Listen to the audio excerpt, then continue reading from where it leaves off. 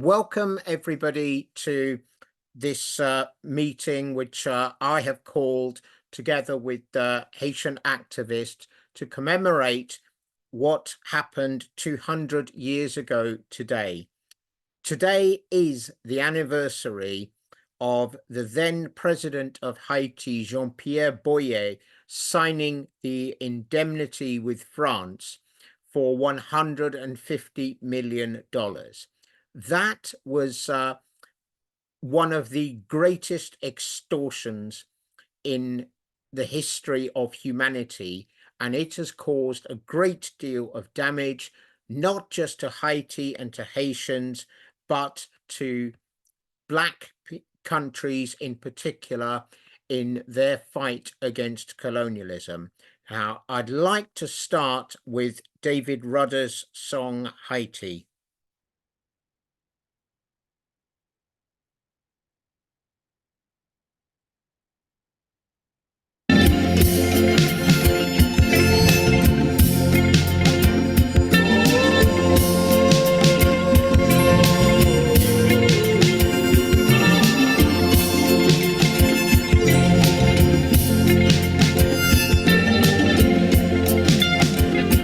To say was a mighty man and to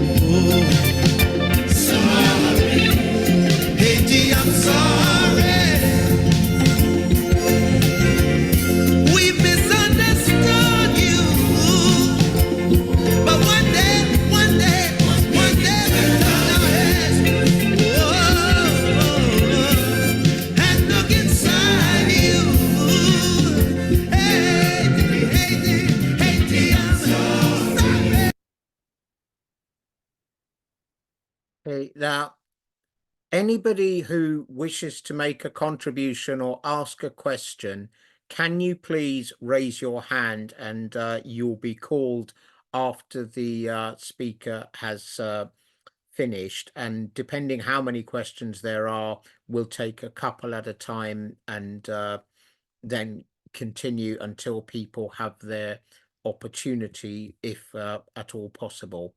So I'm going to take it that you all know about the Haitian Revolution of 1791 to 1804 and the events that happened during it and how things progressed until we're talking about 1825, when French gunboats threatened Haiti with bombardment and invasion if there wasn't a indemnity paid to France for the overthrow of slavery. So I'm going to stop talking as quick as possible and hand you over to the first speaker, which is Frantz Jerome.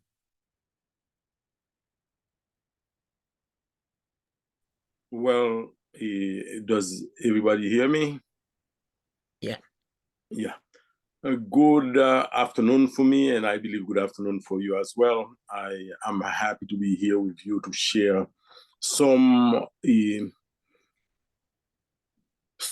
vision of what happened in 1825 and how it impacted Haiti throughout the years. Now, I feel awkward trying to limit history, but it's such a huge, vast subject that I must set some limits so that I can frame it in a context that people can understand. So I will start with 1825, but I should say, and you, as you said before, that there were events that happened before, prior to 1825, and we're not going to go into them. But that doesn't mean that they didn't play important roles in what happened in 1825. In 1825, Jean-Pierre Boyer, as you said, signed an accord with France. You said to be recognized as an independent nation. I say that years before, there were talks leading to this event. Of course, the final setting was under duress, under pressure, under the clear warning of war. Therefore, we could talk about negotiation for peace in the face of war. But I will say that Haiti all along was trying to enter the concert of nations, because we have to be mindful of the fact that it was inconceivable for Europeans to think that colonialism would ever stop. Now, colonialism didn't stop after Haiti got its independence. However, they knew very well that it was the beginning of the end, because Napoleon's army, the strongest army in Europe at the time, was defeated by slaves that they believed they had systematically broken and made to accept a system where all of the work of the enslaved labor force was going to reward the metropole, the colonial powers. So I'm going to start at this point and say that when this signing took place, Haiti was deflected from a trajectory. And I want to break it down as trajectories, because I think that independence is one thing and independent and national development or something else. So when I say trajectory, I'm talking about a trajectory in terms of development. In 1804, there were about 300,000 Africans from different parts of Africa on a piece of land in the Caribbean. They created a country. However, that country was far from being established as the Haiti that we know today, and the Haiti that where the people suffered throughout the years because they established themselves as an independent nation in 1804. So to resume, I'm going to say that even though there was a trajectory established by Dessalines in 1804, I'm going to ignore that one, since I want to start with the trajectory that was established by Jean-Pierre Boyer, which I am not a fan of, but I understood that he was a man that affected Haiti tremendously.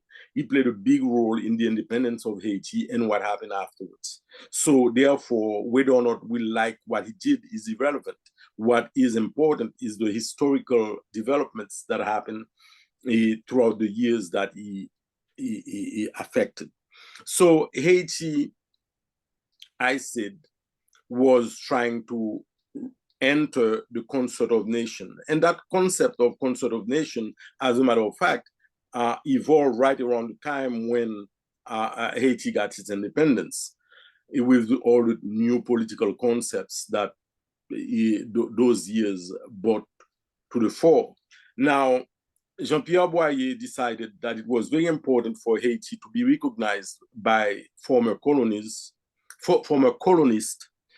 and he signed an accord that, for all intents and purposes, dedicated at the time 50% of the revenues of the government, 50% of the production of the former colony, of the new nation,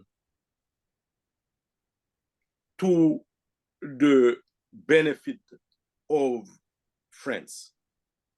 Now, I don't want to infringe on the presentation that will be made later by my co-host, but I think that it sounds very much like what has been happening in post-colonial Africa for a long time when it comes to the financial arrangements that France has made with former colonies in Africa.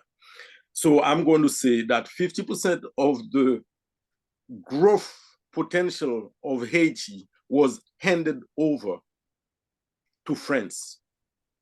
So therefore, France managed to find a way to continue to benefit from a former colony that had become independent.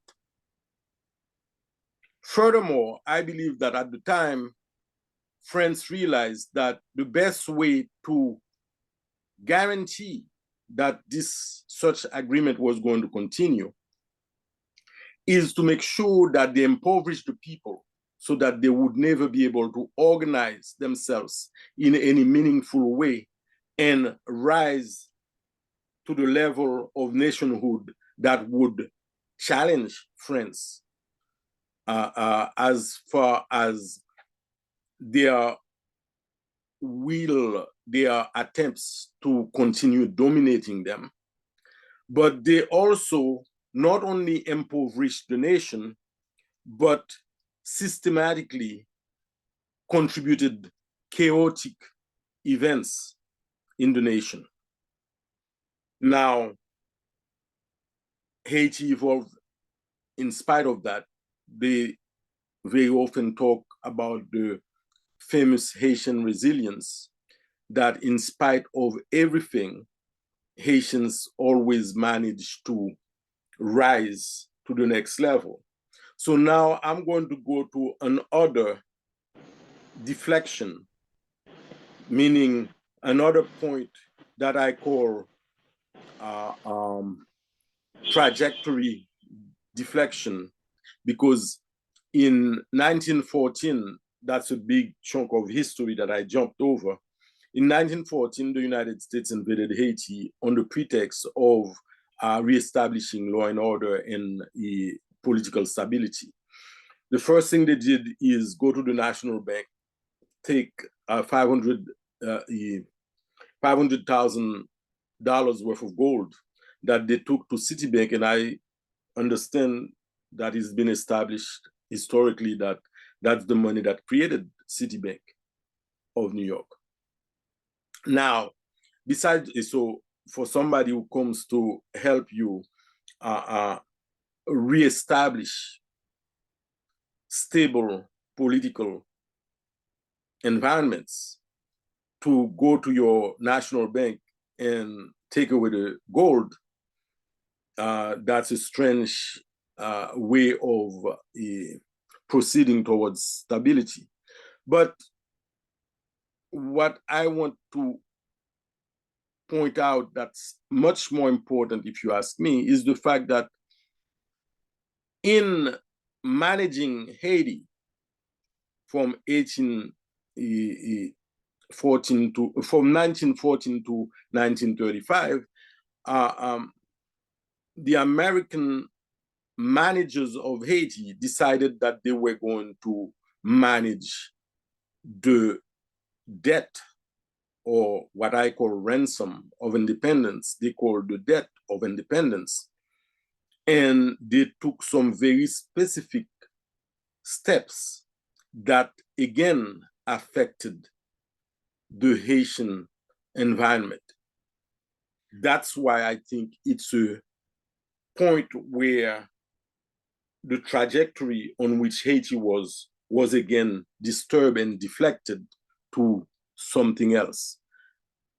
They decided to repay the debt by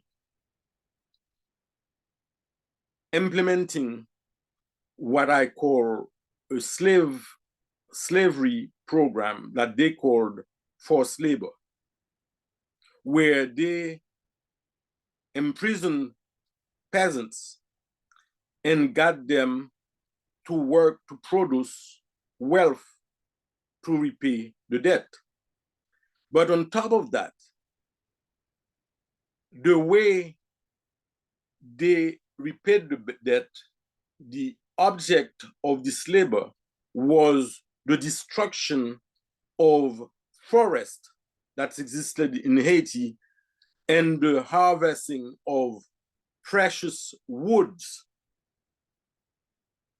that caused the type of environment that Haiti knows today. So all the experts will tell you, oh, Haitian peasants cannot take care of their environment. Therefore, you have erosion, you have a destroyed environment where it's a calamity and stuff like that. But they fail to realize that it was a systematic intervention that led to the state of things, where forests were destroyed, logwood, mahogany, and other precious wood were collected to repay France a sum of money that they decided belonged to France, because remember when Jean-Pierre Boyer signed the accord, Haiti didn't have the money, but they created banks in France that lend the money to Haiti, et cetera, et cetera. So they framed it in the context of financial processes that led to the United States sending wealth, Haitian wealth, to Haiti, to France on a regular basis. And I want people to remember that. I am not that much concerned in this presentation about the details. I want people to realize that it was a transfer of wealth that took place over 200 years. And they systematically sent the wealth of Haiti to France. Now, the third point, for the sake of time, that I'm going to make is that in 2004, the country was on another trajectory where the people in power at the time, the Lavalas movement, said that they were going to forego all of the offers of monies for development that the international monetary funds and all the international banking and financial institutions that are busy saddling former colonies with debt. And they were going to implement what they call graisse cochon qui pour cuite cochon. In other words, the fat back of the pig will cook the pig. In other words, they will develop the country with their own resources, not relying on anybody else's resources. At the time, Haiti had some loans that supposedly foreign banks, international banks had made to it, but they didn't deliver the money because they said that there were some human rights violations that they were concerned about. Yet, Haiti still had to service the debt, therefore pay interest on that money that they never received. Still, that Lavalas government managed to build more schools than all of the other governments that were there before it. 136 schools, universities, lycées,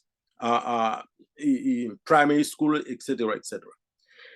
They build housing for the people, housing that were built by Haitian engineers, and that were so well built that in spite of most of Port-au-Prince being destroyed in 2010 by the earthquake, all of these constructions are still up and have not been affected by the earthquake.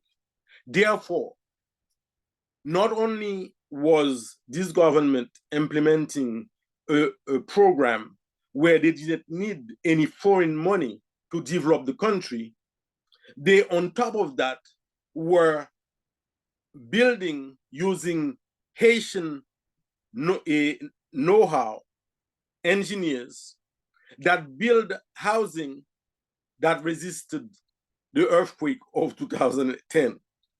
They build more roads, more parks, more housing, and their housing wasn't simple housing because it was a complete ecosystem where they had recreation sections, they had how do you say that, places where people could plant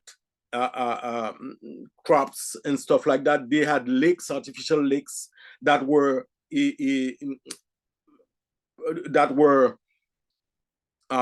enriched with a variety of things, among others, fish that the population could fish to survive and provide their nutritional needs, etc., etc.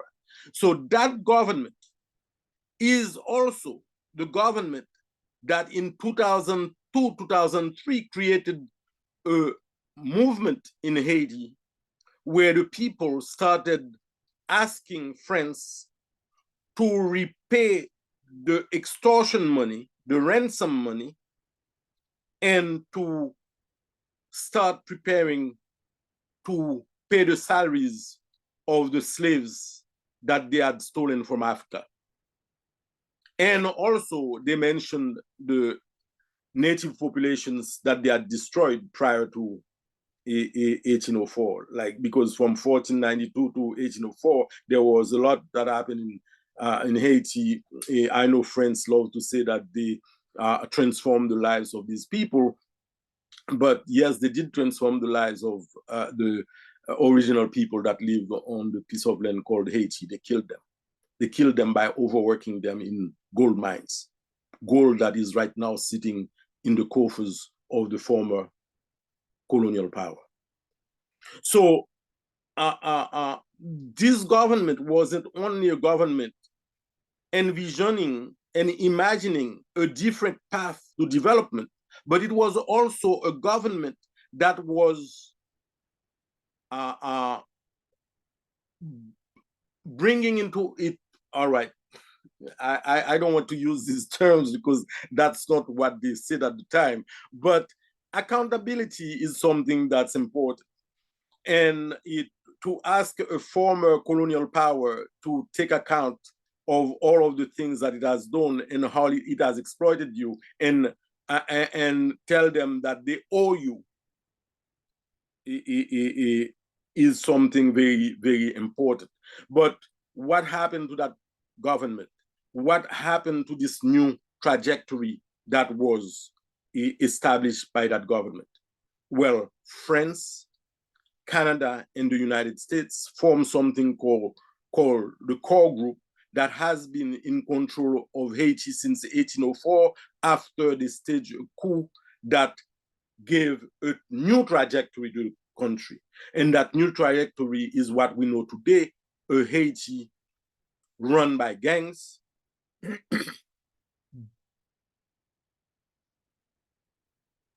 Yeah, you can hear me now? Yeah.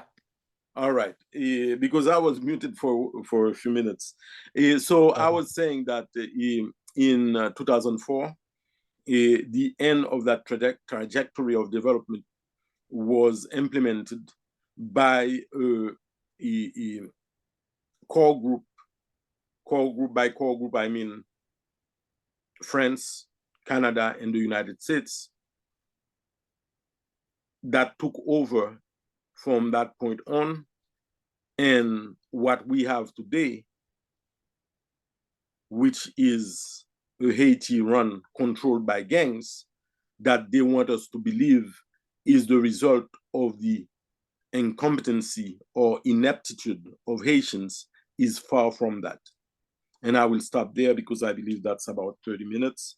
If anybody has any questions, I hope that I covered enough by showing you that from 1925 to present, the former colonial power of France has systematically impoverished Haiti and create situations of chaos, sponsored chaos, and endorsed the worst elements in Haiti, so that Haiti cannot be the how do you say that, the light that it can be.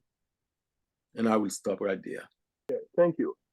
The Haitian situation actually bothered all of us in Africa, even though we don't express it more openly. My question is, are the Haitian people aware of this history? And why I'm asking that question is that um, if they know that this is the history, we are being manipulated and uh, uh, convert violence and the rest. I mean, why people allow that instead of having a kind of unity to ensure that the victory some centuries ago remains, and that the Haitian people are able to win over France? Why that is not happening? Is that a question to me? Yes, please. Yeah, well, I will say for the same reason that we allowed Patrice Lumumba to be assassinated, for the same reason that we allowed French former colonies to stop the Pan-Africanist movement when it first started.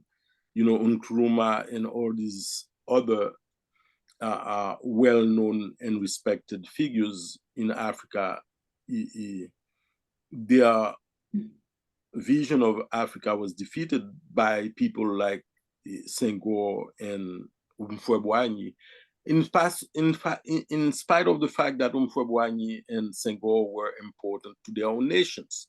But so when you say, why can't Haitians realize that unity is important to defeating this cycle of misery and poverty, I say disruptive forces don't need to unite. They just come, they disrupt, they turn everything upside down, they wreak havoc, and that's all they do. Therefore, I say we keep on reorganizing, rebuilding a coherence in our programs, and that's all we can do.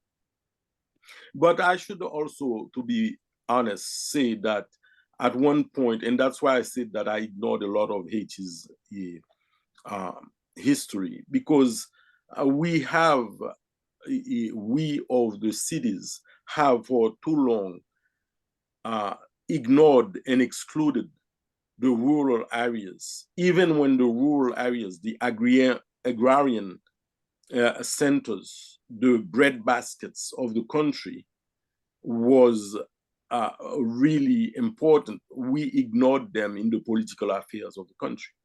I would like to say that I would like to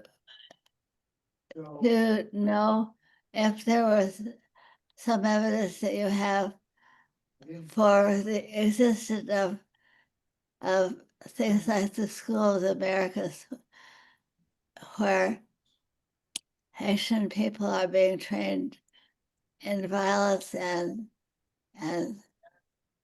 violence and the gang warfare that is suppressing people.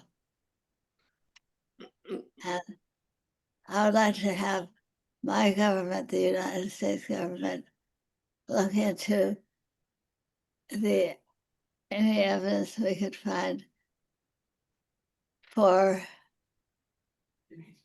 special forces trainings for people who will do things like throw babies onto fires. Thank you. Yes, I understand your statement and I appreciate it, but one thing that I'm going to point out is that there are even simpler things that they can do. For example, most of the guns, they don't make guns in Haiti. Most of the guns that end up in Haiti killing people come from the United States. Now, I don't know who to blame, and I'm not going to even try to blame anybody, but I know one thing for sure.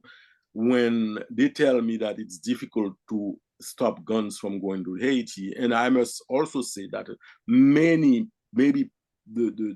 most of these gangs, even though they are manufactured in the United States, most of them enter Haiti through the Dominican Republic, which is doing their own work on Haiti.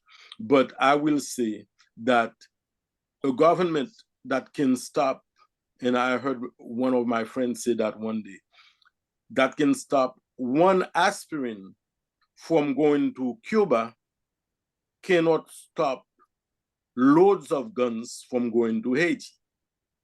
So they are inept when it comes to stopping guns from going to Haiti, but they are very, very effective when it comes to preventing the smallest item from going to Cuba because of the embargo that they put on Cuba. So therefore, I have to say that if there is a will, there is a way. And I don't believe that there is a will yet to stop the flow of guns to Haiti.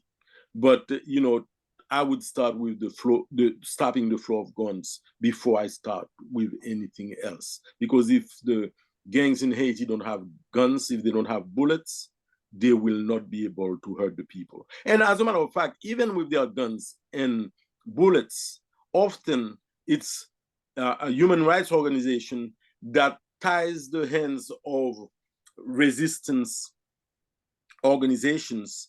They call them brigade vigilance, that want to form to protect their communities. And when they defend themselves, human rights organizations say that it's against the Constitution, it's against the law. I'll stop right there. Yes, thank you, Ashish. Frank, two questions. One is, what role in relation to the comment or the question of the first questionnaire, what role has the Catholic Church played in the prevalent situation in Haiti? And also, what is your response to CARICOM's response or action as it relates to Haiti? All right. The first part of the question, what role did the Catholic Church play? Catholic Church has played the role that it has played everywhere else, I believe, which is promote colonialism, promote slavery, etc., etc. Therefore, after independence, when they were re-invited to come and take over the brains of the youth, the youngs in the population, they were given contracts to do education. We paid the price, and probably the stratification that is clearly there in the Haitian environment is a result of the Catholic Church's belief that this world should be stratified. However, I don't know what we call Catholic, because the Episcopalian Church also, not too long ago, one of their main foreign advisors in Haiti, in Cap Haitien, was caught bringing guns into the country. So I would say definitely there has been a systematic Christian religion problem in Haiti, because Haitians created, in order to get their independence, they created a common language, which is Creole. They created a common belief, which is Vodou. And they created an army which liberated the country. But, you know, many of these supposedly chosen Christians look down on Voodoo, and they believe it's dangerous. I agree with them that it's dangerous to a system of exploitation and a system that wants to enslave people. But I've lived all my life in Haiti, and I've never been threatened by any Voodoo practitioner. In terms of the CARICOM now, CARICOM engagement or yes, CARICOM. I believe it's indispensable that CARICOM gets involved. I believe that CARICOM very often or have been misled. CARICOM is trying to implement the usual, quote unquote, ways of resolving issues. How can you ask those who have created the problem? How can you ask those who are responsible for the thousands and thousands of deaths, of rapes, of dispossession acts, of burning of people's material things, of causing about 1 to 2 million people from Port-au-Prince to live in camps on hard rock, on the concrete?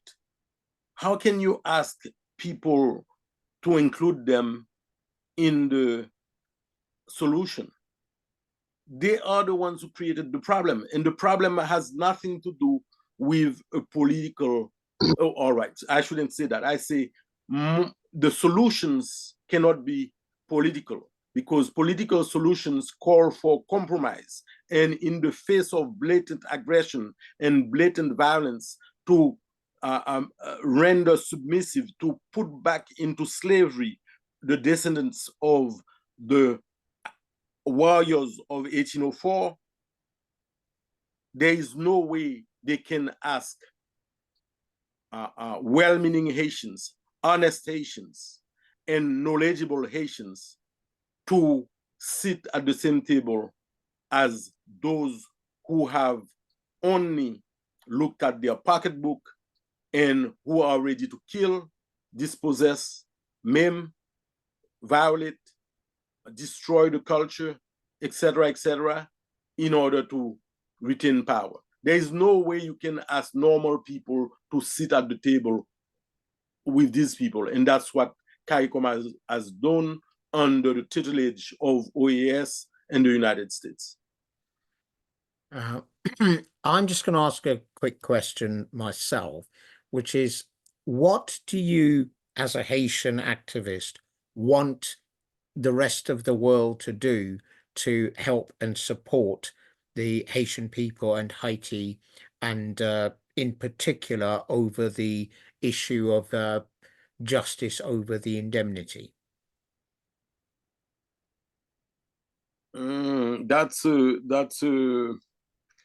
Well, first of all, they must educate themselves as to what the issues are really.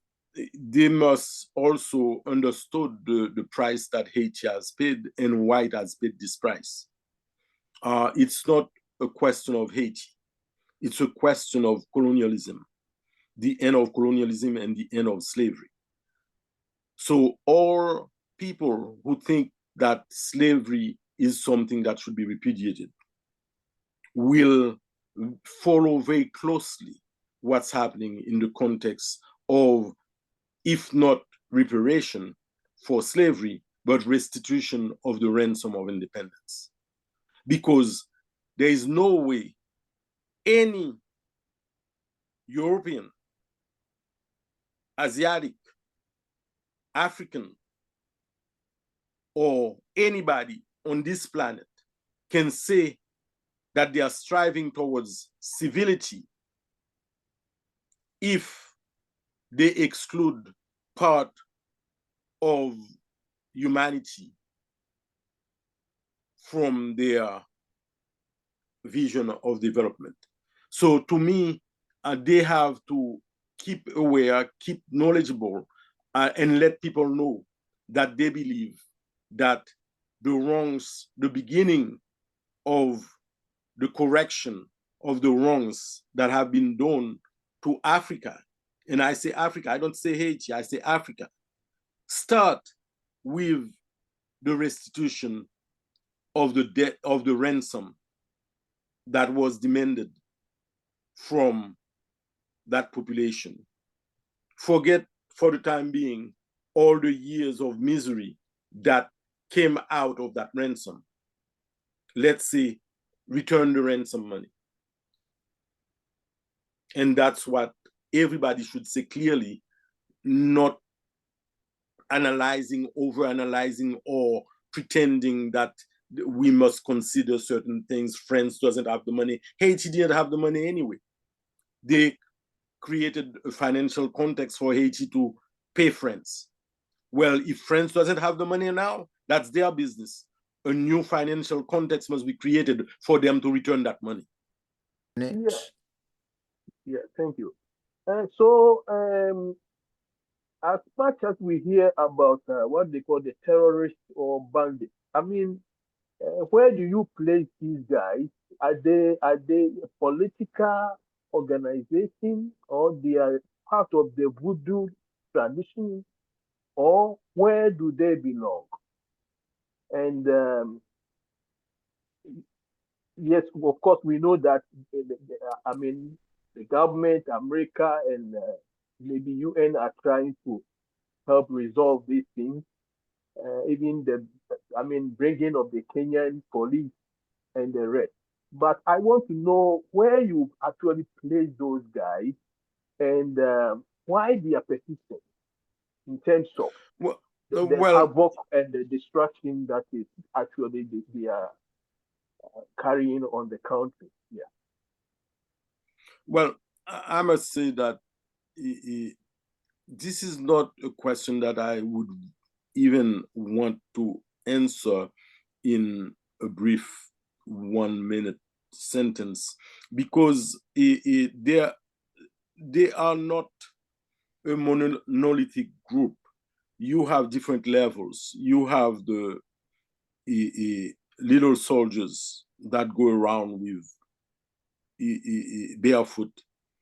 They are not at the same level as those head gangsters that are the ones collaborating with the exploiters of Haiti. And I say exploiters, be it foreigners or Haitians, because there are both types of exploiters. Now, as far as population is concerned, the United Nations, that's the only thing that they have done in Haiti is count people, count corpses, how many people died, how many people got hurt, how many people are homeless, etc., etc. They also gave us numbers as to how many soldiers or bandits there were in Haiti. You had, I believe, at the last count, they said something like 2,000 something or 3,000, which I don't believe. I believe it's much more, because lately the gangs have been using the techniques that gangs throughout the world have been using, which is forcing the helpless to join them. We know that there are about 500,000 gangs in Haiti. The population of Haiti is about 11 to 12 million people. So 500,000, you can divide it into 12 million and you will find out exactly what percentage of the population is gangsterized. However, you also have a situation where, and that's the most important part, you also have a situation where the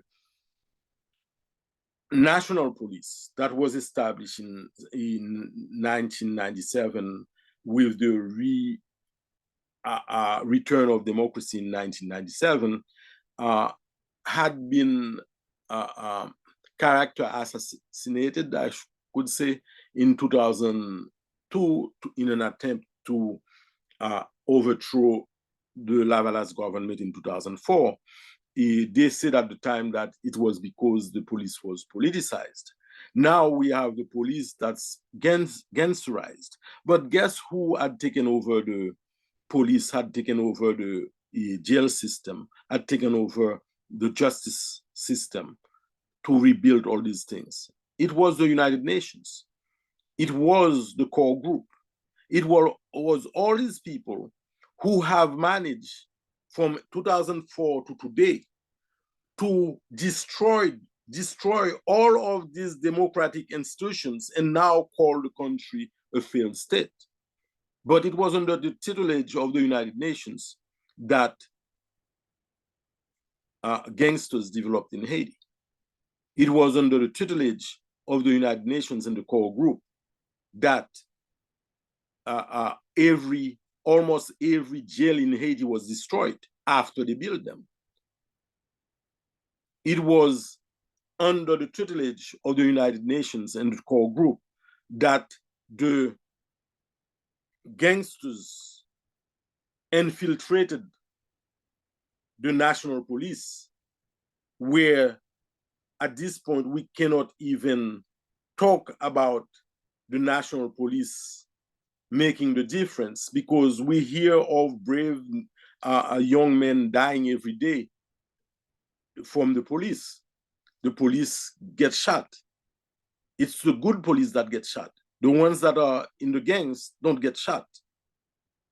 Or I believe, that I should say that this is my belief, and I retract that, because I'm not supposed to talk about my belief. I'm supposed to talk about facts. But the facts are that, according to the United Nations, the police is corrupt. The police is involved with all kind of trafficking, but the police they are talking about is the police that they themselves have created after 2004, and that's the point I wanted to make. I'll stop right there. Greetings, Brother. I thank you very much for speaking. You speak with great earnestness and also pace. And one of the questions I wanted to ask you about the situation is, we adore Haiti. Haitian DNA because of what happened.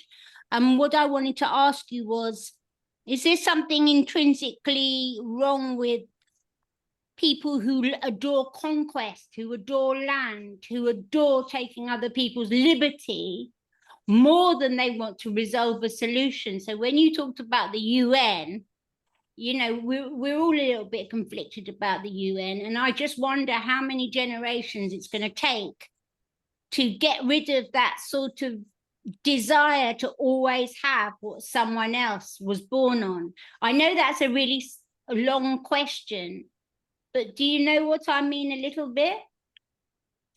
Well, one thing I'm going to tell you is that I don't have an answer to that question. I believe I can only talk about my beliefs, and I believe that the UN is a very, very important organization. Right. Their practices and the way they've been supposedly taking care of business is ridiculous, if you ask me. But we can say the same for most of the international organizations that exist, regional organizations that exist. So therefore, we must look at the cause of this ineptitude. And I believe it's caused by the fact that there are domineering powers that are not concerned about the future of humanity or the future of this planet. They are concerned only about the accumulation of material things. So it's a shame, but people still in 2025 fail to realize that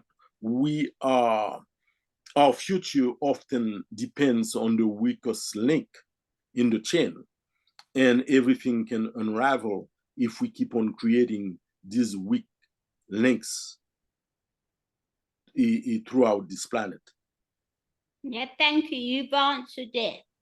That's brilliant. Thank you. I just have an overwhelming concern that even well-meaning people who care don't actually feel the trauma that travels through the generations, and so their fight isn't as earnest as it could be. But that was my kind of overall point. But Satish, thank you for letting me add that. But I will tell you that the most important thing to the people in Haiti that I talk to, that I support one way or the other, often it's not material contributions that they want. It's the fact that they want to know that they are not alone, because a young child or a young mother of 18, 17 living alone with a baby that she has to instinctively, because maternal instinct doesn't stop because you've been kicked out of your house by gangs.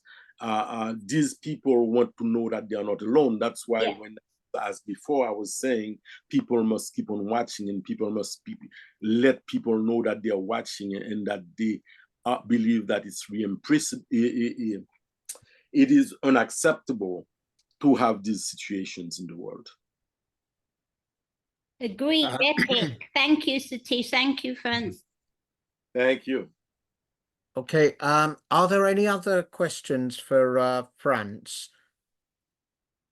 If not, thank you very much for your most interesting contribution, and I will move on to the next stage, which is, in my opinion, it would be a grave mistake to isolate the achievement of the Haitian Revolution. It spread far and wide. For example, militarily, you find various historians trying to claim the Haitian Revolution would never have succeeded if it wasn't for yellow fever. Well, they don't say that 1812 in Russia would never have succeeded without the Russian winter. It was a military tactic to use both. The Haitians knew yellow fever would be a useful weapon as part of their struggle, and they did a fantastic job of defeating the three military superpowers of the time in Britain, France, and Spain. They have been isolated shamefully, but we haven't learned one of the biggest lessons that comes out of the Haitian Revolution, which is this was the blueprint. 1825 was the blueprint for colonialism to inflict a form of economic dependence and control on the former colony. That is what happened to Africa, Francophone Africa in particular. And if you look at the independence struggle in Guinea in particular, you will see that the French offered a choice between independence or some kind of confederation under French rule. And when the Guineans said, we want independence, they destroyed as much as they could of the infrastructure of Guinea before leaving. So I would now like to introduce Comrade Sam Motau of the Pan-Africanist Congress of Azania to explain the importance of Haiti and the indemnity to African struggles and how Africa fought back and how they see Haiti as an important part of their struggle. Good evening, everybody, and thanks to Brother Frantz Jerome for your contribution on Haiti. I think it captures the mood and it sets the tone for me. And I must say, in a little way, South Africa played a role several times in Haiti.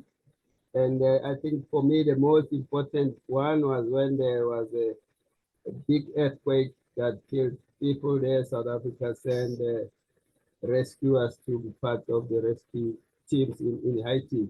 And we also know that President Aristide, when he left Haiti, ended up in South Africa and he stayed there sometimes. I'm not sure whether we influenced him well that he must return back home. Perhaps he was influenced well by the leaders in South Africa to feel that he must go back to make contribution in Haiti. And for my presentation today, I like to start by three or so ironic issues that involve the same enslavers, the same oppressors, to show that this is true and real. In 1957, one of the leaders, Mitterrand, said to the world that France without Africa, it will have no history at all. And the other leader also of France said, if France does not have, or France is without Africa, they will slide back to be a third world country. And if I bring it into context, in 2019, there was a big diplomatic row between Italy and France because the Prime Minister of Italy threw everything back to France, saying, France, there are people that are leaving Africa, going to Europe because of countries like France that did not finish or complete their colonialism. And he went further to say they are in the top range of the world economies. It is only because of what they are plundering in Africa. And he said if that was not the case, France would have not been in the first part of the world, they would be maybe the 15th range. So this tells us that despite what they did during colonialism, our erstwhile colonialist masters saw it fit that as long as Africa is there and Africa is independent, they will be lost. And that is why, even as far back as when our African leaders, and I want to pay tribute to most of them, if not all of them. In fact, somebody that I read about says we must reach out and find out all about the history of our forebears that fought colonialism and that fought for independence. And he says there are many errors that happened by some of those leaders, but from all of them, there's something we have and we can learn out of them. And I found that being a profound decision that I will start to study all of them. But I wanted to say, I want to pay tribute, but in particular to Ahmed Sékou Touré, because the president of Guinea, despite all what Brother Satish said, that France, when they left Guinea, they stripped almost everything. And later when I talk, I will talk to that. But I was privileged to be and honored to meet President Ahmed Sékou Touré himself personally in Guinea-Conakry. So what happened? I think we should understand that what we are talking about is basically neocolonialism. They colonized us, they put troops on the ground, they took everything that they took. But when we started realizing this and we started fighting and we clamoring for independence, they had to find other means of continuing their same plunder. And they produced all sorts of tricks. Britain came with its own a form of neocolonialism, maybe subtle, more subtle. But the French decided there immediately, around 1945, the French had already come up with a strategy of saying, hey, independence and decolonization is on the way. We must be ready. And they were ready. By 1945, the French had already come up with what they called the CFA franc. And now I can say, now we can talk of that as in the same as the dollar that the Americans introduced. So the French said, we will have this CFA franc that will be divine for this zone of what they call now Francophone. And they already planned this. And by the time the first African country gained independence, the French were ready to launch their thing. And they made it so subtle. They came with, say, what they called agreements or accords. They said all these African countries that were under their colonial rule must sign those accords. And that's when Sékou Touré, and that was a surprise for me when I was researching. I found that they don't include Sékou Touré when they talk about the countries that France plundered in Africa. They don't include Guinea.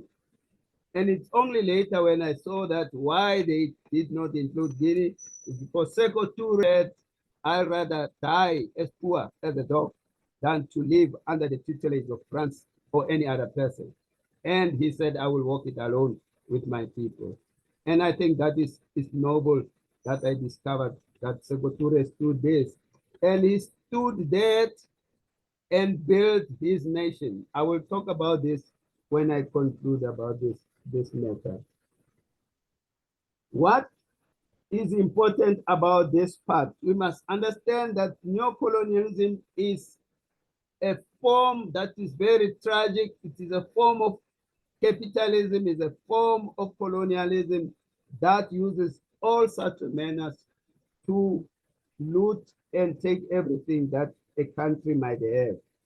And because they said Africa is France's backyard, they completely made sure that after independence, all the colonies must cooperate and sign those agreements that they came up with.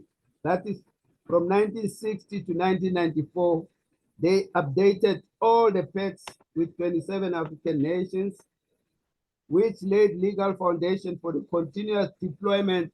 That was another method. the deployment of French military bases in Africa. In the 1970s and the 1980s, France deployed bases in over 20 African countries, which represented 40% of the continent's territory. So France remained the most influential external power among the youngest countries of post-colonial Africa. But the important thing here is to know that the economic relation, that dollar that they created, was not only to say a form of economic transaction with them. That was an oppressive system. Remember now they said on those agreements that CFA, the franc CFA, meant that those countries must first, that money is printed in France, that money is distributed by France, that money is controlled by France, and they insisted that the African former colonies must pay a certain amount of money into the French treasury for, as they were saying, making sure that you will be able to rally around and France will be able to assist. But that was a ploy. And these are the machinations that are hidden when people come into those agreements. Those are the soft prints that nobody knows when they sign agreements. And that was saying, you will not even get a piece of this money except if it comes via a loan. And if it comes via a loan, it must be according to the percentages that France established. So this was naked, broad day robbery by the French, plunder of the African economies. And this, I think, members, it's important that we should relate this with the fact that after independence, when Africa was vying and pushing for the unity of Africa, this neo-colonial system of France became one of the aspects that made Africa not to realize this dream of unity, because these countries were already under French tutelage and they were not developing in any direction. So France had managed to stall African development and African unity by this system that they brought into the African countries. And at that time, you can see that this was plunder because France obtained 100% of its uranium, 90% of its bauxite, 76% of its manganese, and 59% of its cobalt from Africa. 70% of its oil, state-owned energy company, was obtained from Gabon, Cameroon, Angola, and Congo. So Africa's resources were now a total monopoly by France in this regard. But I think I want to go to the most salient experience that says they made sure that these African countries are in a bottleneck. That CFA that they produced was meant that they must be able to say anything that they do. They cannot have any relation with any other country if it's not via France. If it's not via France, you are rebelling. And if you are rebelling, the troops that were stationed in most of those French Francophone countries would be used to make coups. And you can remember that there were many coups that happened in Africa, and the most percentage of that were against or happened in those Francophone countries. And we can remember what happened in Zaire. We can remember what happened in Congo. We can remember what happened in Central African Republic. And I will talk also about Central African Republic as I conclude because of my experience personally. So this franc Afrique that the French established as a policy that these former colonial countries must remain under its tutelage, they must obey its rule, make sure that they cannot develop by themselves. And as we see, it took the situation that we are coming to see because of the naked oppression, the naked undevelopment and unprogressive state of affairs in Africa. This came to push the situation to what we currently experience in what we call the Sahel. It's African leaders that came to a point of saying we are being pushed to a point of no return. They decided there must be a pushback. And I think we must realize this aspect that this was after a lot of strife that the countries in the, not only in the Sahel, you know, I want people to see this, that it was not only in the Francophone states that imperialism and neocolonialism has. You know, the state of South Africa as we speak now warrants exactly what is happening in the Sahel area. It warrants, you know, a country so rich like South Africa that obtained its so-called independence in 1994 has still currently experiencing what we call the unequal form of society, where the most oppressed and the most exploited are the African majority. So you can see that colonialism, not only because, or neocolonialism, not because from the French direction, but in all directions, has made Africa to be in this state that we are. And as I come almost to round up, is to say what is happening in the Sahel countries. The three leaders that have stood up are showing us the way, and they are saying enough is enough, and Africa must stand up. And Africa must stand up because Africa is the world. Africa carries everything that happens in the world. And therefore, since we know this, we must support what is happening in the Sahel, and we must support any form of struggle that is happening in our individual countries in Africa in order to push back this. I just want to close by sharing my experience. You know, in 1984, that was almost 20 years after most of the African countries had got independence, and Sékou Touré was already welcoming not only us from South Africa as freedom fighters, he was welcoming everyone from Africa who needed help. And this is despite the conditions that we find. You know, it was 1982, the Guinea Conakry International Airport looked like a slum. That was the effect that the French left Guinea in disrepair and totally almost on its knees. But brave Ahmed Sékou Touré decided, I will build this nation. And that's why I said when I opened, somebody says we should learn from all these forebears of ours. Others might have committed mistakes, but we must learn from those mistakes.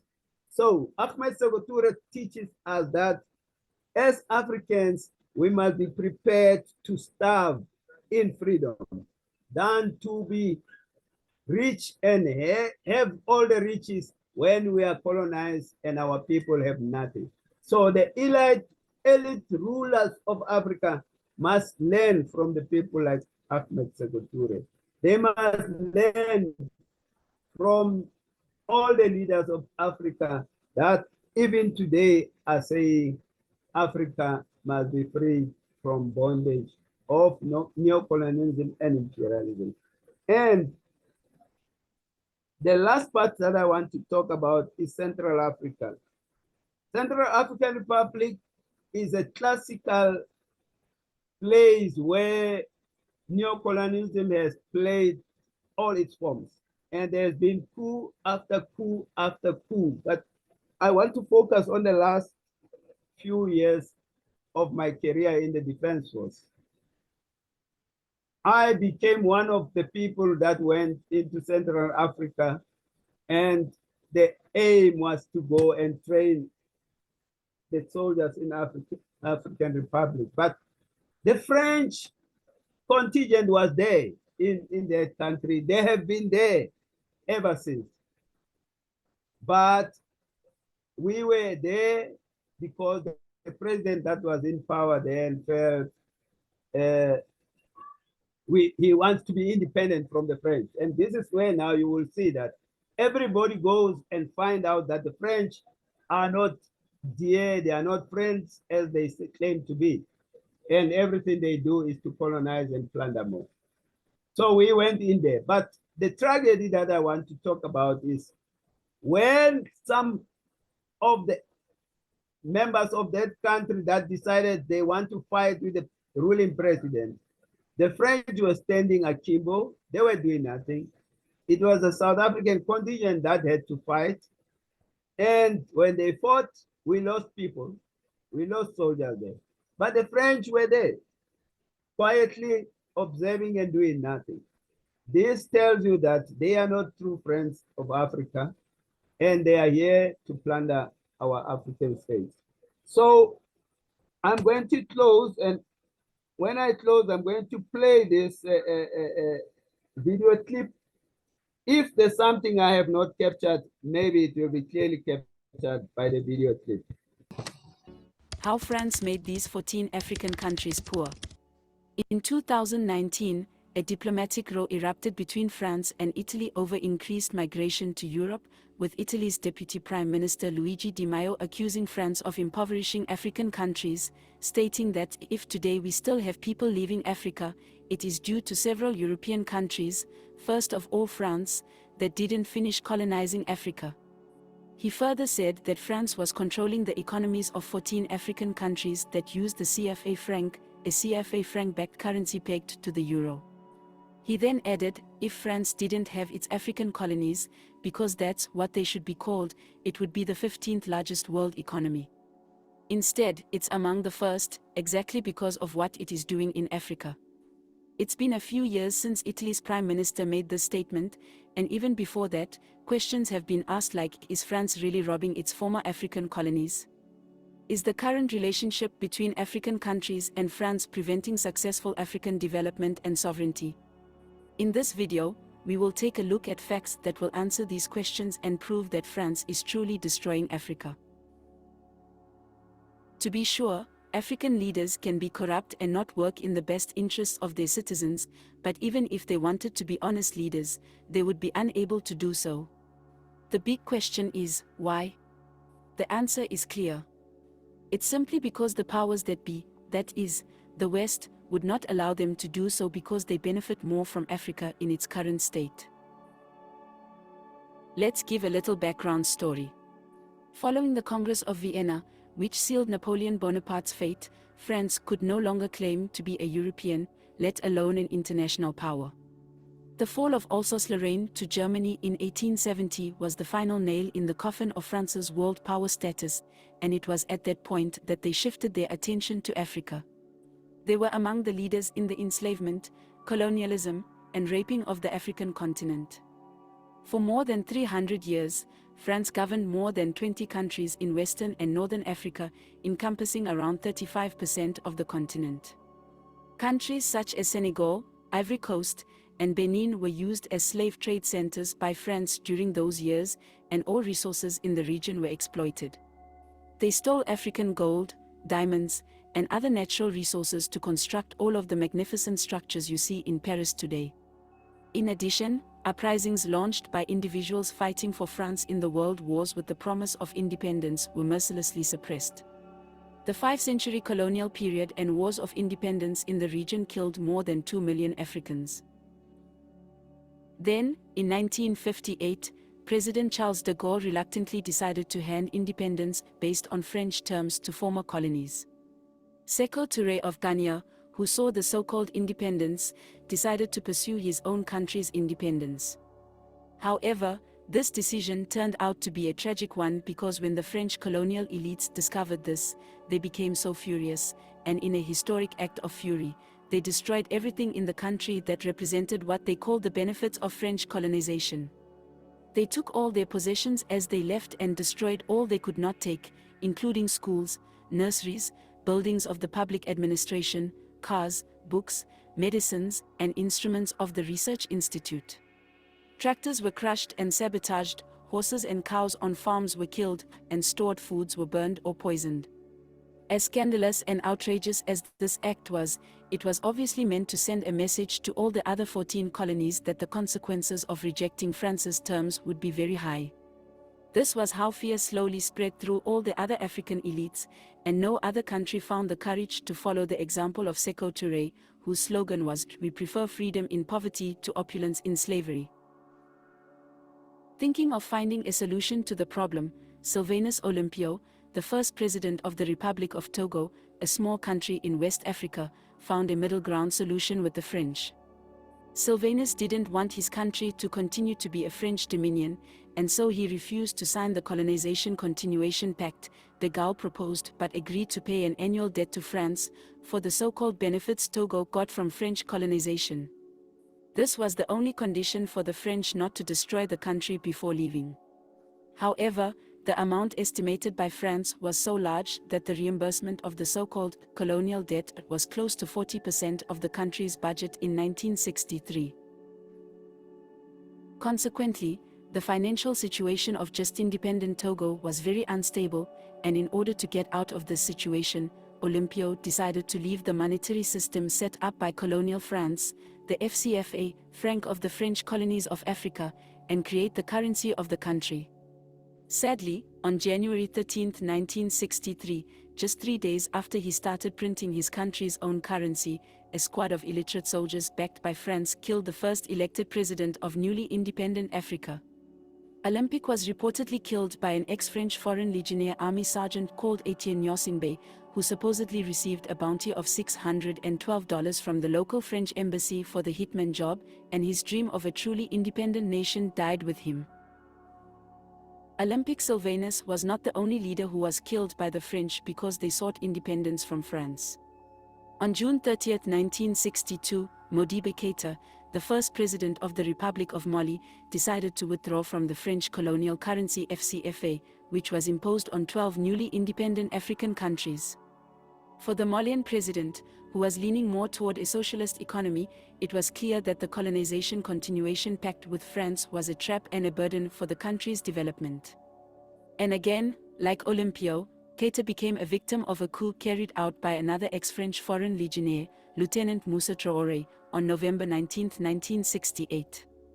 In fact, during that turbulent period of African fighting to liberate themselves from European colonization, France repeatedly used many ex-foreign legionnaires to carry out coups against elected presidents, including David Dacko, the first president of the Central African Republic, Maurice Umiogo, the first president of the Republic of Upper Volta, now called Burkina Faso, and President Hubert Mega, the first president of the Republic of Benin. In sum, during the last 50 years, a total of 67 coups happened in 26 countries in Africa. 16 of those countries are French ex-colonies, which means 61% of the coups happened in Francophone Africa. This demonstrates that France is quite desperate but active to keep a strong hold on his colonies, whatever the cost, no matter what. The colonial pact signed between France and the African colonies maintained French control over the African states' economies, it took possession of their foreign currency reserves, it controlled the country's strategic raw materials, it stationed troops in the country with free passage, it demanded that all military equipment be acquired from France, it took over the training of the African police and army, it required that French businesses be allowed to maintain monopoly enterprises in key areas such as water, electricity, ports, transport, energy, etc. France not only imposed import restrictions on a variety of commodities from outside the franc zone, but it also imposed minimum volumes of French imports. These treaties, as inhumane as they are still in force and operational. For the past half-century, the clandestine and powerful African cell has handled France's strategic interests in Africa, reporting only to one person, the French president. Some of the obvious repercussions of a dependency policy for African countries include reliance on the French economy, reliance on the French military, and an open-door policy for French private enterprise. So, in fact, what Italian Prime Minister Luigi stated is correct. France is the West gendarme in Africa. Its dominion is exercised through a murky network of informal empires, with dominance in trade, banking, military, and political control. Till today, all the Francophone countries remain slaves to the French.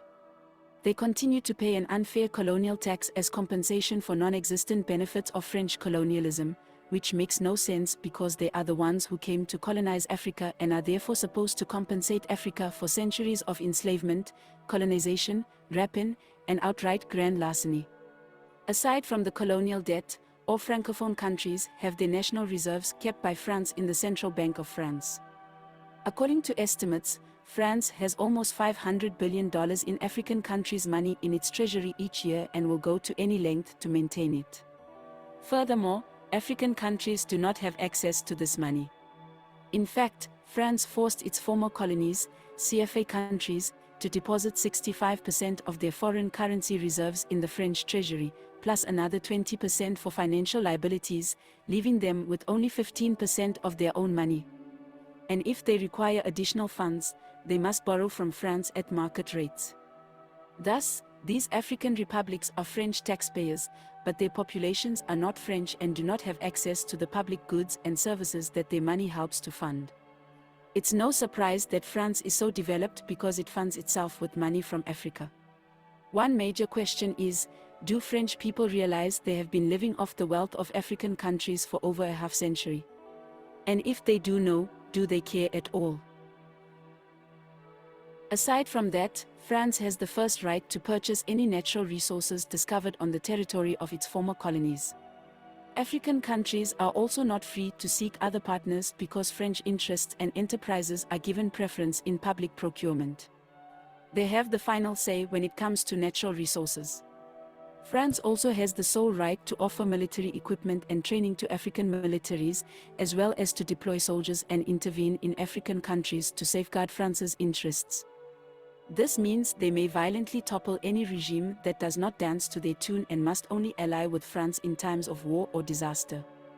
In addition, France's former colonies are required to use the colonial currency FCFA, the CFA franc, and to submit an annual balance report to France. The Bank of France issues CFA currency and sets the general framework for economic and monetary policy. As a result, countries that use the CFA franc, known collectively as the CFA franc zone, have little to no control over domestic inflation rates. As a result, France reserves the right to depreciate the CFA franc anytime it sees fit, as it did in 1994 when the CFA franc was devalued from 50 CFA francs to 100 CFA francs. By controlling this currency, France keeps its ex-colonies, mostly in Western and Sahel Africa, in constant debt, enticing them to borrow more and more. So how do you expect African countries to truly develop when they're busy using all the money they've generated for the past 50 years to pay a so-called colonial debt? This system used by France to continue the colonization of African countries is an evil one that has even been denounced by the European Union, but France is not ready to move from that colonial system, which puts about $500 billion from Africa into its treasury year in and year out. Former French President Jacques Chirac rightly stated, "Without Africa, France will slide down into the rank of a third world power." His predecessor, the enigmatic François Mitterrand, predicted in 1957 that, without Africa, France will have no history in the 21st century. Africa cannot grow as long as France views the continent just as a means of enriching France and advancing France's worldwide political dominance. The French and European invasion of Africa is and has always been a tool used to destroy cultures, cripple civilizations, and reduce societies to ruins. Thankfully, today's African leaders have realized that they have power and don't need France or other Western nations. They now understand that they can refuse to be bullied and will not just follow the lead of the West. Anti-French sentiments have been growing rapidly and spreading all around Africa. The coups in Mali, Guinea, Burkina Faso, and most recently Niger have led to these African countries pulling away from France. France's military troops have completely been withdrawn from Mali and Guinea, and if the coup in Niger is successful, they will follow suit. Recently, Mali dropped France as its official language, and it has been seen as a welcome development, signifying an end to the colonial power exercised by France. There is still a lot to be done before African countries can truly be free from the colonial shackles they have been bound in. Hopefully, in the coming years, we will see more changes occur and complete freedom enjoyed by Africans. What do you think? Do leave your comments down below, and don't forget to like and subscribe to our channel.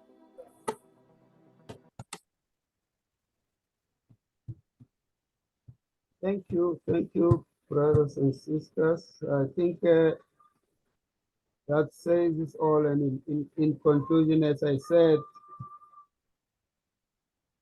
the rising African brothers in the Sahel need to be supported, but we should be also wary as African freedom fighters and African leaders that we should not find ourselves changing one flag to another flag. Sekou Touré learned the same situation after fighting with the French and trying to survive on himself. He went to Russia and he experienced a similar situation. And we all know that Sekou Touré ended up doing what everybody didn't think about. He ended up going to America, and unfortunately, he ended up dying in America. It brings us to one thing: Africa must depend on itself. Africa must depend on its brothers and sisters in the continent. I conclude. Thank you.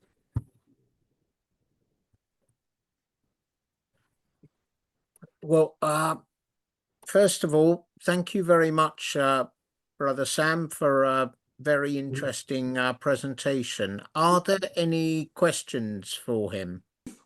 Directors, in Global African Congress, which I know you know, we are campaigning for reparations in Britain, but it's global because the compensation to the enslavers amounted to 20 million in today's money. And as Satish said, it's much more than that. And this so-called debt was paid off just 10 years ago. So it's similar to what we were talking about earlier. Do you think that one of the greatest weapons of the colonialists is always to create constant and evolving debt to collapse infrastructures and keep them collapsed?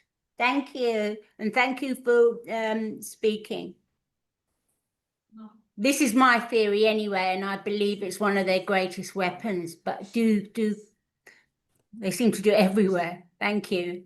I think, Thank Sister John, you are correct. They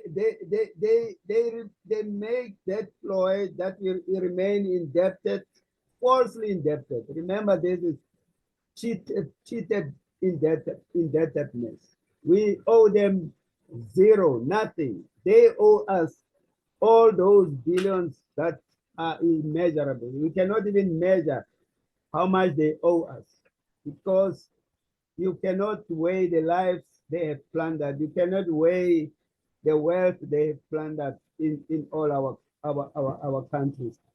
But I think they don't do that only. They also follow through this with the mental slavery.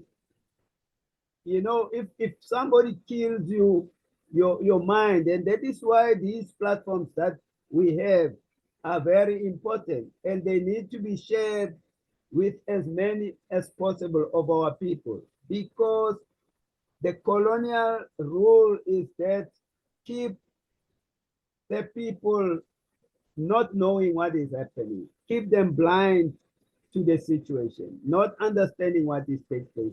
Take away the mind that says, I can stand up, like Ahmed Sekou Touré decided, like all other African leaders, I can quote Thomas Sankara was starting that revolution. But you need to be mentally free. And that is another element. They don't only use that indebtedness that they are doing to us, but they also make sure that education and mental slavery is part of the scheme. Thanks. Thank you very much. And thank you, Comrade Sam.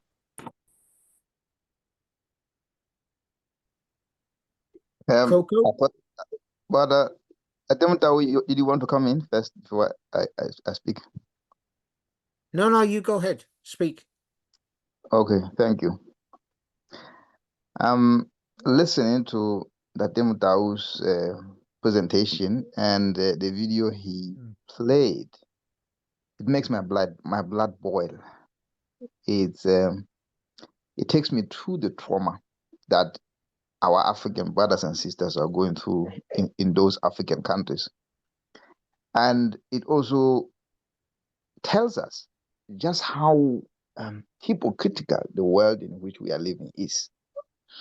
Because if the United Nations claims to administer international law, and there was an end to colonization in the 60s, well, some of those countries, some of the countries, they continue to hold on to colonies until late, with Namibia being liberated only in 1990. But it just says how one-sided the world is. There is one law for them and one law for us. But I think to answer some of the questions which Elder Joseph asked, Elder Joseph, we know about the French departments. They are not only in the Caribbean, they are also in the Indian Ocean. France is still holding on to Mayotte, is still holding on to Reunion Islands in the Indian Oceans, close to us in Africa. So those are our people close to us in Africa who, once they are liberated, they can even join the African Union or be part of the African Renaissance. But what the French are doing is they are populating those countries with their own people, creating a settler colonization in those countries. So hence why they call them the French overseas departments. It's more or less the same thing which was happening with the New Caledonia, where the natives, the people of the land wanted back control. But because France has again populated Caledonia with some of his people, it continues. That colonization continues. It continues. So talking about Fanon, I'll be talking about Fanon in another video. Fanon rightly pointed this out. There is that fear. There is that inferiority complex in us as the people who were colonized. And I think we rather want peace more than anything. We want to keep things as they are. So most of those African countries, when they saw what happened to Haiti, when they saw what happened to Guinea, they decided they don't want to be part of that. And that's what the video was saying. It's exactly that. And so they have all manners of shenanigans that they use to control people. So to me, liberation has not happened. It continues. But you have to remember why. I think Elder Frantz said they were impoverishing the Haitians so that they can continue to exploit them. To me, it's simple. It's why did they go there in the first place? Why were they in Haiti in the first place? Why did they go to Africa in the first place? They went there to plunder. And when they were told it was time to go, they wouldn't go. They never left. They never left Africa. They never left the Congo because they removed Pascal Lissouba using the Angolans at one point, just so they can come back again and continue to rule. And it's the same with Haiti. They want in, they have the grip in. It's imperialism, it works like that. Imperialism embedded or wedded to capitalism, it works like that. The people are nothing to a system like that. Is that system, it has to continue getting fatter and fatter while the I Sorry before. to interrupt you, Coco, but are you planning on asking Sam a question? I just wanted to help support what he said, but sorry for going on. Oh, no, you can Yeah. finish off, but we just needed to know that was all. Yeah, I think we need to be talking about this more, and we need to ensure that we bring this to their population in France. Why are the French sitting on the Africans' necks? Why are they not saying anything about it? Is it the order of the day? Is it the way they do business in France? Don't they never get enough? Let me stop there. Thank you. I just am wondering if this group includes a concern regarding Angola. I think she wants you to respond in relation to Angola. Probably about colonialism in Portuguese colonialism in Angola. I think I tried to talk about this briefly, but all colonial powers did exactly the same in all these countries, whether it was British colonialism, French colonialism, German colonialism, all these did the same thing. If I talk about the Portuguese, if I talk about the Portuguese that occupied Angola and Mozambique, you can remember that we even had to have in Angola the Cubans coming to the rescue of the Angolan people. And the colonialists have done exactly the same thing. In this presentation, it shows that the Angolan oil has been also taken to all these, especially the French and the Portuguese countries. The same thing happened in Mozambique with the Portuguese. You know, in Mozambique, shortly after our, in South Africa, shortly after we went outside the country for after 1976, Frelimo of Samora Machel had just taken over. They tell a story that says, even when they caught fish, they ultimately threw the fish back into the river because they realized that they don't have match, they don't have salt, they don't have anything to cook that fish. So they realized they must leave it. That's how the colonialists, when they left the country as empty and as poor as they did. Thanks. KG? Hi, good afternoon. I just wanted to validate what the other gentleman says in reference to Haiti. Haiti is almost like a laboratory for all the evilness that France does. And one of the way they keep Martinique and Guadeloupe in check, for lack of a better word, they tell them, do you want to be like the Haitian? So whenever, especially when Guadeloupe now was very putting forth the idea of sovereignty, and do you want to be like the Haitians? That'll be the first thing to tell them. And then I also wanted to mention that you mentioned New Caledonia. Actually, right now, there's a movement in New Caledonia, and they're using Guadeloupe as the plaintiff to go for reparation against France. It's called the Baku Initiatives. Look it up. And they're getting a lot of those former country that France had colonized to engage in this initiative, initiative that they have, this reparation movement against France. So they have a lot of money and they're paying for all the legal fees to make sure that it happened. But for whatever reason, it doesn't seem like Haiti is included in there. So I don't know if anybody's part of that, have any information on that, because I've requested information. I haven't received anything. So I just wanted to share that piece of information. Joseph, would Yeah, you mind I repeating think, your question? Yeah, I think part of the question had already been answered by some of the people who spoke after me.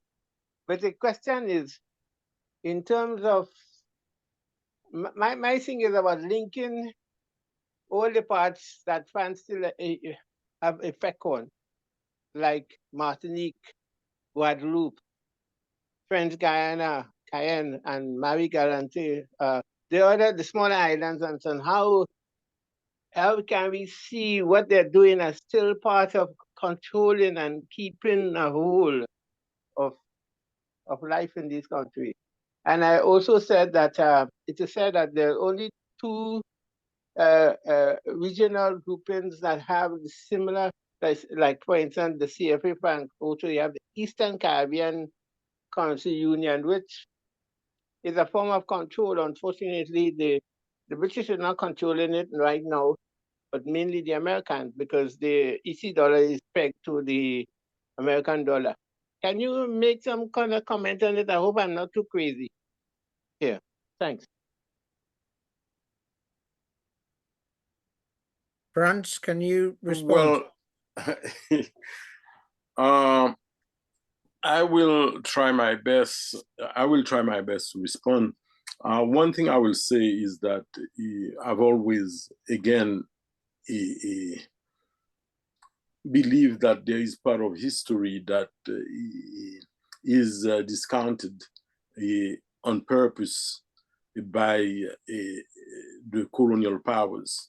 For example, there was much more contact, there was much more interaction between Guyana, Martinique, Guadeloupe at least, and Haiti at the time Haiti was fighting its war for independence. We have documents that clearly say that Dessalines was in contact with specific people in Martinique and Guadeloupe, and all of this aspect of the universality of Haitian independence is being obstructed. So it's no accident that after Haiti got its independence, even though, I said that I talked about trajectory to development, I myself discounting the other aspects of history, there was a deliberate use of Haitian resources to put an end to slavery and colonialism in Latin America. Martinique and Guadeloupe were, geographically, if we look at Martinique and Guadeloupe's positioning when it comes to Haiti, there is a distance that has been a problem, but culturally, they've always been close. Now, you have another issue. The first place that Napoleon sent his army to crush any velleity or any attempt at independence and to eradicate the ideas of independence in the colonies was in Martinique and Guadeloupe first, where they killed a lot of people to try to eliminate the ideas. So I always say, and it's not me, it's a Martinican historian who says that the first country to use chemical warfare was France, through the use of Napoleon's gas chambers that he created to eradicate all blacks older than 14 years old, at least in Haiti. But he had the same plan for Martinique and Guadeloupe, and they went there first to start crushing those desires for independence. Martinique and Guadeloupe are not the size of Haiti. Haiti, like I said, has 13 million people. Most other small islands in the Caribbean have a much smaller population. Therefore, I've always been of the opinion that as descendants of Africa, because that's what Haitians are, that's what people from Guadeloupe are. Of course, there are Europeans who are living in Guadeloupe and Martinique, etc., etc. However, when we're talking about the ones who are being exploited, we're talking about the overwhelming descendants of Africans. We have to somehow come to a comprehensive understanding and system of uniting Africa and the African diaspora, because that's what we are. Until we come to understand that all of us are facing the same problem, and we have to define ourselves in the context of this so-called humanity, we are going to have a problem. So the idea of Guadeloupe and Martinique independence, as well as Mayotte and the other small islands that are located in other parts of the world, these ideas can only take shape, materialize, if there is a African unity and African identity, African population, wherever we are living around the world, approach to righting the wrongs. They have scattered African populations throughout this planet in different small islands. But our African brothers and sisters in Africa have a responsibility to see to it that we are also protected wherever we are.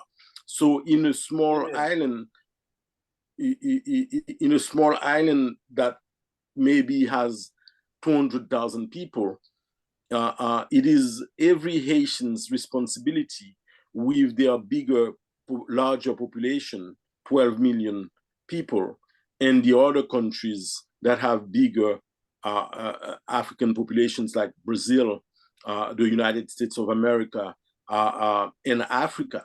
And let me remind everybody that by 2050, Africa will be the largest population in the world. It will surpass both China and India. So it is imperative that we address these issues as the post-colonial era, having distributed pockets of Africans throughout the world.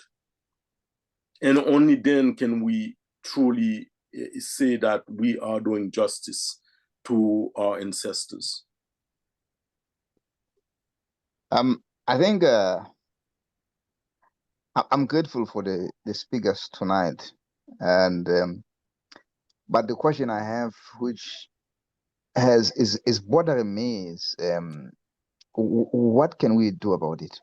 What can we do about it? I know you said, Elder Frantz, that we need some solidarity between the diasporans and the Africans.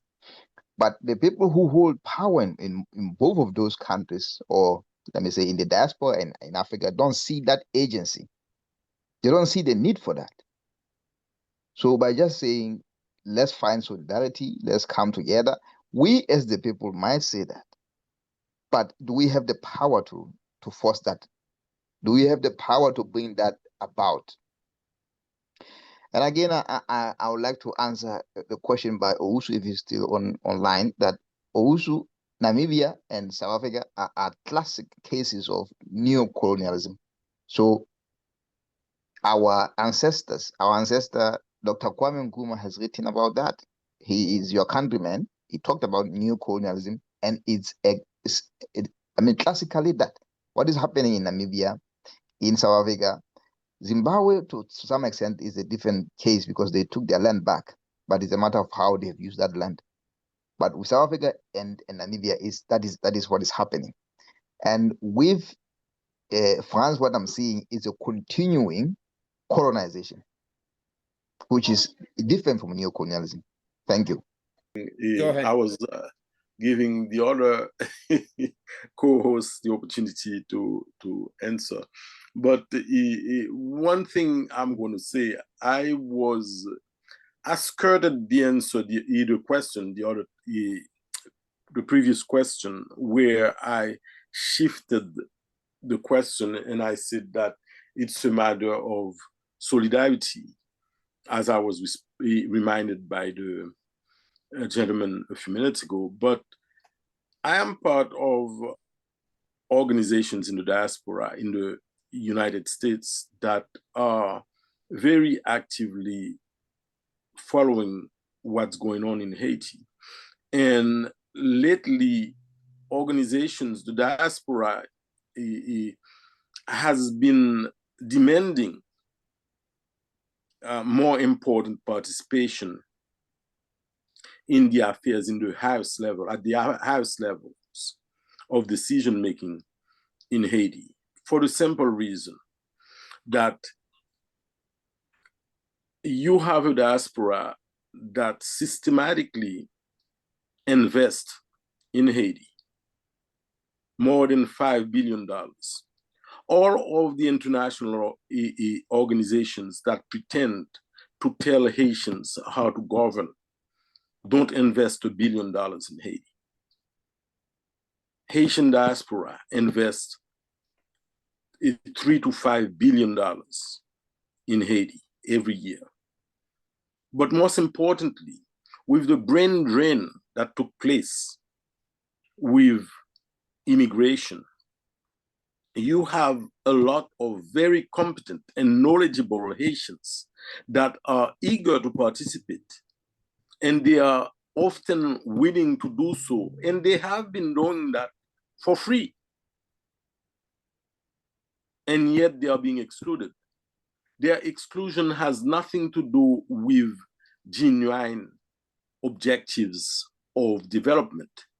Their exclusion is part of the system that wants to control those quote unquote colonies, as was mentioned before. It is the return of colonialism that some people are promoting, and these international organizations that are pretending to demand democracy, what they are doing in reality is empowering the worst of the worst in former colonies so that they can have the chaos that will facilitate their permanent and continuous control over the economy and the politics of these countries. No, thank you, Satish. I'm just paying due respects and honoring this meeting about Haiti. Thank you. Okay, thank you. So, Sam, can you sum up your feelings on the meeting and what links you feel there should be between Africa and Haiti and other former French colonies? Thanks, Brother Satish. Brothers and sisters, I think I want to start by saying, first, I am not an expert in the subject matter that we discussed today. And I would have been more comfortable if maybe somebody from the west of Africa was a direct presenter. But nonetheless, you know, I always want to take everything to my country, South Africa. You know, as freedom fighters, we had a position that said our country is going to be the last to be liberated in Africa. And this gives us the chance to learn the mistakes of all our brothers in the continent. But if I today stand and say to you, I believe we have learned nothing. We are even gravitating to becoming one of the worst neo-colonial state in Africa. And just to give you a short example, South Africa has taken Israel to the International Court for Justice and. But the South African government cannot implement their own decision of closing the embassy of Israel in South Africa. South Africa is still taking coal that they are denying us to use in our energy sector to Israel. Nestle, which is a major product that comes from Israel, is a major company in South Africa. So, brothers, our young students, where I came from in 1976, fought against apartheid and the inferior education. We are getting into 50 years of that anniversary next year. Free school education in South Africa is still worse for us, and worse, it's still not free. You know, Namibia today, we are proud. The Madam President has said, come 2026, education in Namibia will be free. In South Africa, 50 years after the struggle of 76, that education is far from being free or even being of the caliber that is required to solve our problems. So I am trying to say, brothers and sisters, all what you are saying in this platform are correct, but they need to be taken to our masses, our people.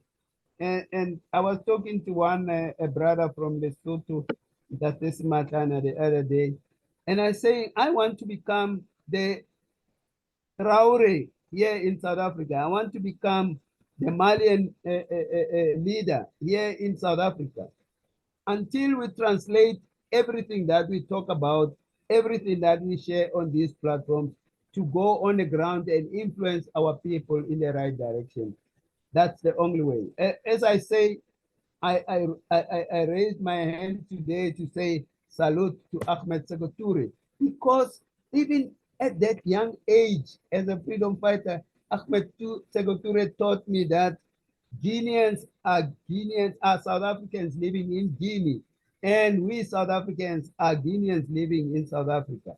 He had given his country totally to belong to the African people. He was sharing the resources of his mega resources of his country with our people. The same I can talk about Mwalimu Julius Nyerere in Tanzania. The same I can talk about Robert Mugabe in Zimbabwe. We enjoyed the freedoms of those countries as freedom fighters in those countries. Why doesn't our current leaders do? Because they are neo-colonial elites that are serving the masters abroad. Thank you. Brother Frantz? Yes, one thing that I wanted to point out very quickly is the fact that in my presentation, I may have presented Jean-Pierre Boyer's action as something that could be qualified, as it is often by many historians, as something that could have gone another way. In other words, they wanted him to have resisted. He thought that it was more important that Haiti plays a role on the international scene at a different level and integrates the concert of nations. Now, one thing that I'm going to point out, this attitude, this approach in Haiti's presence as a free, independent nation, Black nation, African nation, at the time that was a rare occurrence, helped a lot of other nations put an end to colonialism, as at least in the Americas, and put an end to slavery, definitely, at least in the Americas. Now, there was a second wave of colonialism where African countries were at a meeting in Europe, subdivided amongst European powers.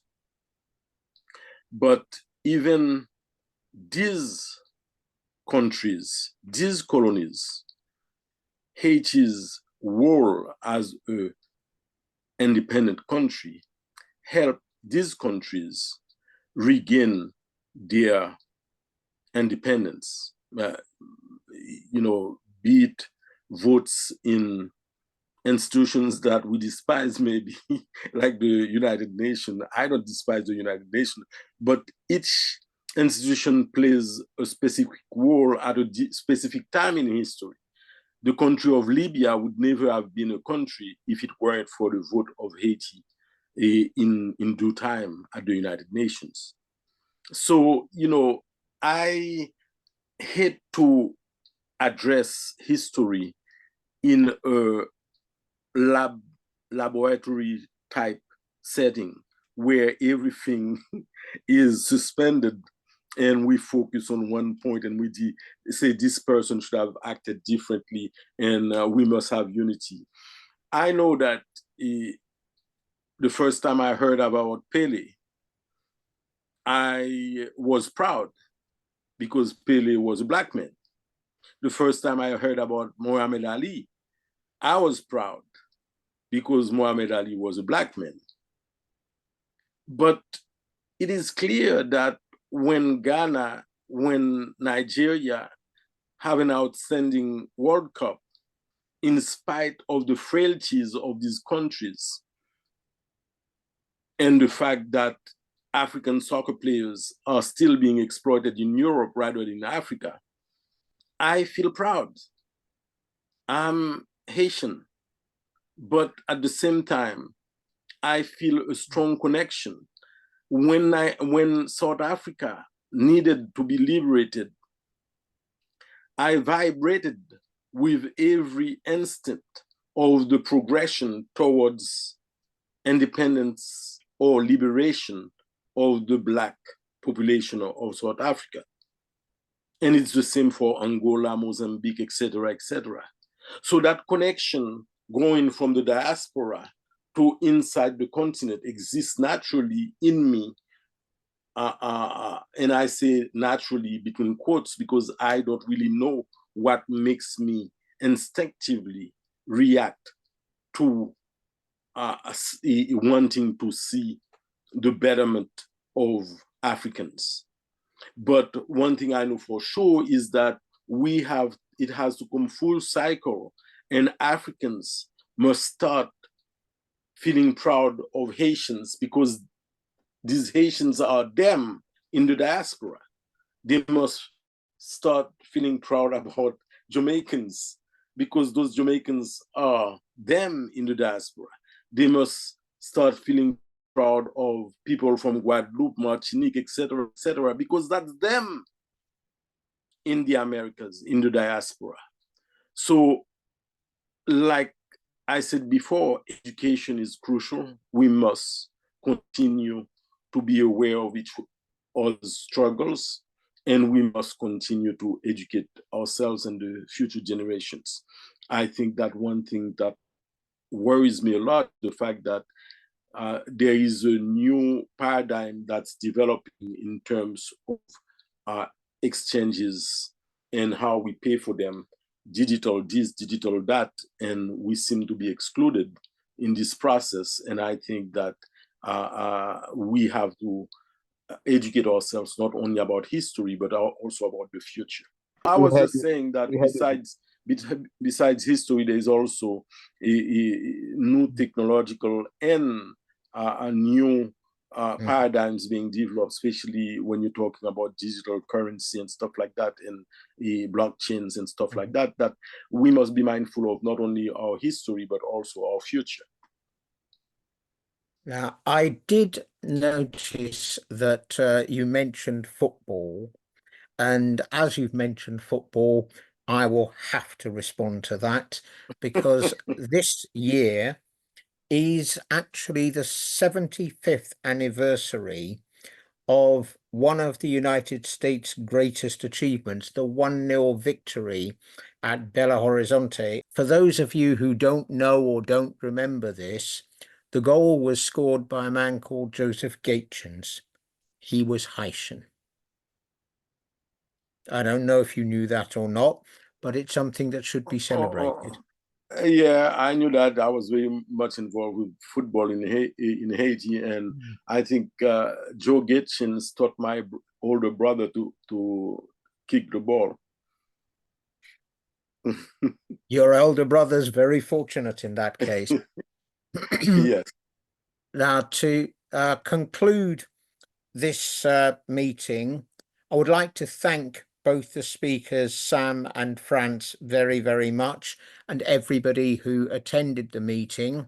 But I think it is important that on today of all days, the 200th anniversary of the outrageous extortion of Haiti, that we redouble our efforts to ensure justice for Haiti and Haitians in the future, and that the lessons of the Haitian Revolution and treatment of Haitians and Haiti is learned by all of us all over the world, and that we support the African Francophone countries in particular, but also the other colonies, especially of France, because it seems to be the one that is subjected to neo-colonialism all over the world. So unless there's anything anybody else would like to say, I think